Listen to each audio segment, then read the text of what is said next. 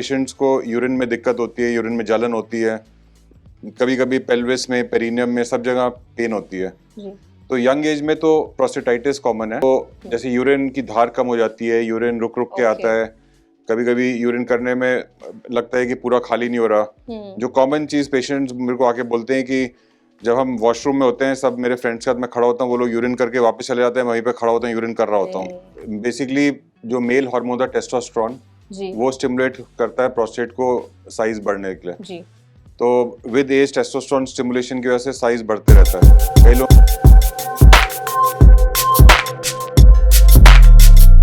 जैसे अभी हमने प्रोस्टेट के बारे में समझा कि वो ग्लैंड का मेल बॉडी में क्या रोल होता है। आई वांट टू नो कि अगर किसी का प्रोस्टेट हेल्दी नहीं है तो उनकी बॉडी में क्या क्या इश्यूज हो सकते हैं, क्या क्या मेजर प्रॉब्लम्स देखने को मिल सकती हैं? सबसे पहले अगर हम यंग एज में देखें तो यंग एज में प्रोस्टेट की इन्फेक्शंस काफ़ी कॉमन है।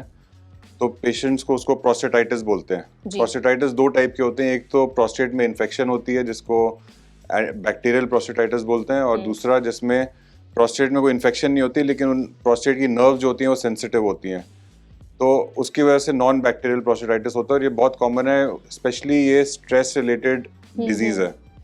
और इसमें क्या होता है कि पेशेंट्स को यूरिन में दिक्कत होती है, यूरिन में जलन होती है, कभी कभी पेल्विस में, पेरिनियम में, सब जगह पेन होती है। तो यंग एज में तो प्रोस्टेटाइटिस कॉमन है। 50 इयर्स की एज के बाद एनलार्ज प्रोस्टेट या प्रोस्टेट कैंसर कॉमन है। ओके, मतलब एज का भी फैक्टर इन्वॉल्व है इसमें। हाँ, तो और स्पेशली 50 साल की उम्र के बाद काफी लोगों को प्रोस्टेट की दिक्कतें हो जाती हैं। और इसके सिम्टम्स क्या होते हैं, क्योंकि आप लोग प्रोस्टेट की दिक्कत है कि नहीं है वो समझने के लिए आपको सिम्टम्स जानना जरूरी है। तो इसके यूरिन के सिम्टम्स होते हैं, जैसे बताया कि यूरिन में रुकावट होती है, तो जैसे यूरिन की धार कम हो जाती है, यूरिन रुक रुक के आता है, कभी कभी यूरिन करने में लगता है कि पूरा खाली नहीं हो रहा। जो कॉमन चीज पेशेंट्स मेरे को आके बोलते हैं कि जब हम वॉशरूम में होते हैं, सब मेरे फ्रेंड्स के साथ मैं खड़ा होता हूँ, वो लोग यूरिन करके वापस चले जाते हैं, वहीं पे खड़ा होता हूँ, यूरिन कर रहा होता हूँ, तो टाइम ज्यादा लगता है उनको यूरिन करने में। फिर रात को सोने के टाइम पे बार बार यूरिन जाना पड़ता है। ये सारे यूरिन के प्रॉब्लम्स हैं जो इसमें हो जाती हैं। ओके। और अगर कैंसर होए तो कैंसर में भी यही सिमिलर यूरिन प्रॉब्लम्स होती हैं, प्लस उसके अंदर यूरिन में कभी ब्लड भी आ सकता है, या यूरिन करते टाइम पेन भी हो सकती है। तो ये सब सिम्टम्स होते हैं। ओके।